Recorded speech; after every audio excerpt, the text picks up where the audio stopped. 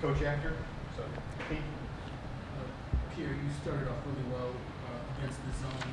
You guys seem to move the ball, working it inside and out. Just what was the game plan against the zone defense? Something you guys haven't seen a whole lot this year so far. So our game plan just going in was like you said, move the ball.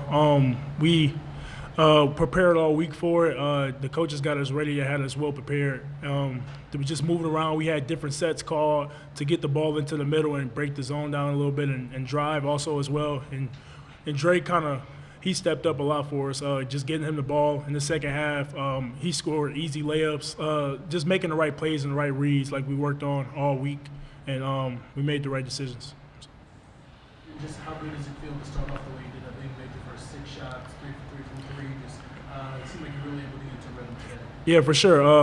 Just being a scorer, like when you see the ball go in like that, it kind of keeps you in the game. It kind of keeps you going into the flow of the game. It helps you on the defensive end because you stay locked in. And like I said, I've been trying to play better on that side of the ball defensively, and I think like just having that offense getting me going and helping me on both sides of the floor is a great asset. And it seemed like you guys are really utilizing your size between yourself and Jamil, just working with you guys in the low post. Just how comfortable are you playing in the post and utilizing your size against small players? I've been doing it all my life, really. I've been kind of more of a bigger guard, so I've been kind of like used to using my body a lot and getting to my spots. And Jamil as well. Just he works. He's in the gym every day working on his game and getting to those spots that he likes and getting to those hooks and things like that in the paint. And like I said, I've been doing it all my life. So just using my body and doing different moves to try to get an advantage on the defense. What have you learned about this team? Through 5 games, you guys are heading to a neutral site games.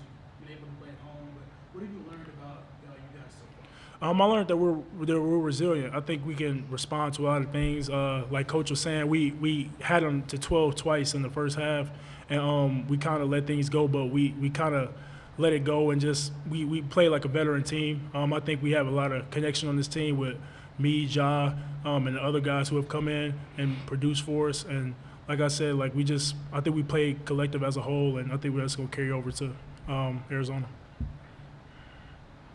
Obviously scoring tonight, you got 3 points, but you also had 12 rebounds. Like, how big was that, like, getting on the glass? Because, you said yourself you're a scorer, but also cleaning up the boards like that. Yeah, for sure. This morning, had all last year, 12. Just being a scorer, but also being an all-around player, I think that can help me get to the next level. And also, I think that's one of the weaknesses in the zone is rebounding. When a team is in zone, it's easier for other teams to get rebounds. So you always want to crash.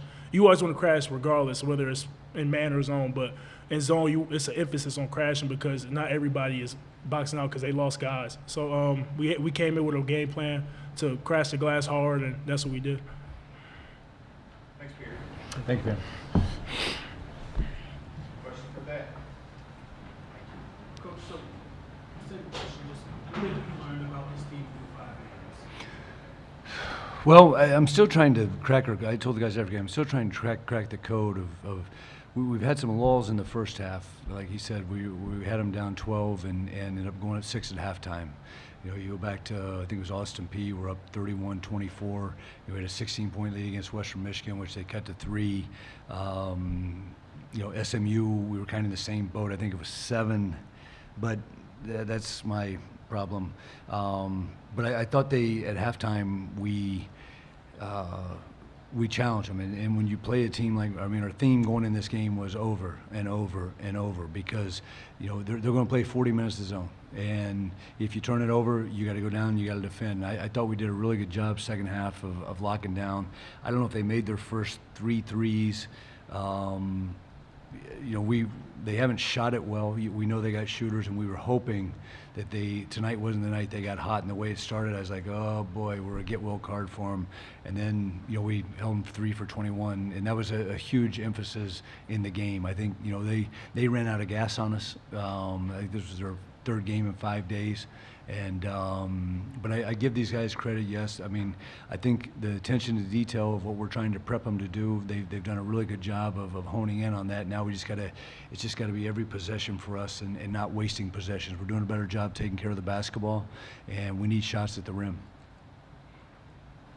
And just what are the benefits of playing these first 5 games at home? I mean, obviously you're getting ready to travel and play neutral site games, but just would you like to get a road game in early, or just how does the season kind of how does it help you just prepare playing 5 games? Well, for me personally, I don't sleep well in hotels, so I would play every single game at home if we could. I've actually asked the NCAA about that, and they didn't go for it. No, I think this. I mean, I think the neutral site's coming up here, and then we're Wisconsin neutral site. We're at Houston coming up, and obviously we've got some great tests coming up, and I think it'll be good for this group to go on the road. We did get to have a private scrimmage where we got to spend the night and kind of game prep, that sort of thing, so it won't be that foreign to these guys. But no, we got to take the show on the road now and see what we're made of.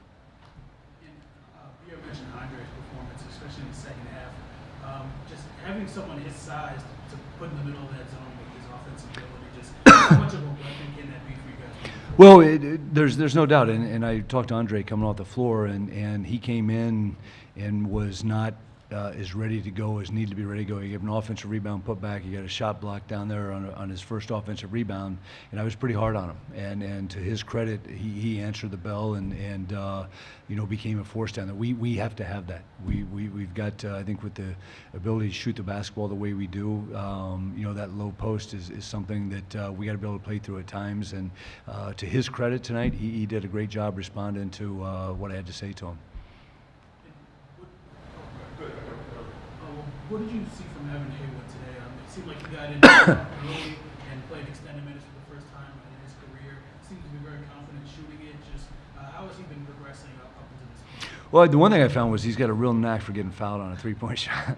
I don't know if I've ever seen a guy twice get fouled on a three-point shot. But, no, Evan, I'll say this about Evan. He is not from day one, June 5th or whatever he got here, he has never backed down. And he's thirsty, he's hungry.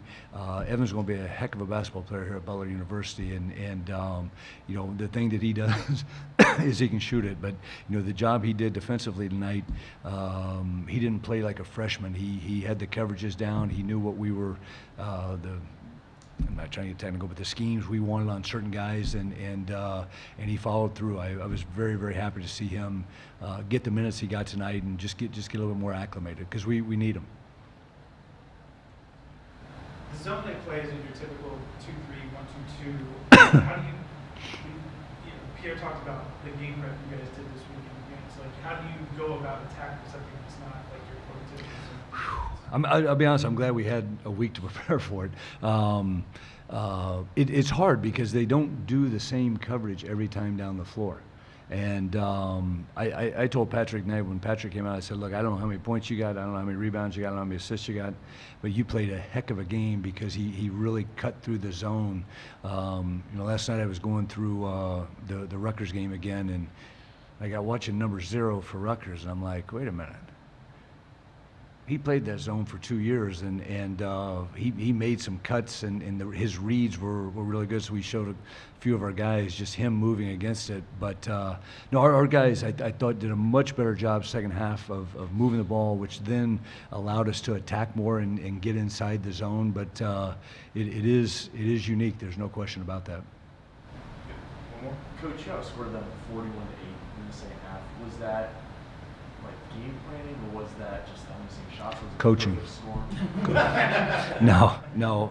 I think this. I mean, they missed some open looks. They were tired, and we knew we do going in. We're like, hey, we're going to wear them down, I thought our guys did a heck of a job, and we rebounded the ball. There was a lot of misses, and we came up with them. And we preached so much defense that it was good to see it kind of come into fruition for us. Thanks, Here you go. Thank you.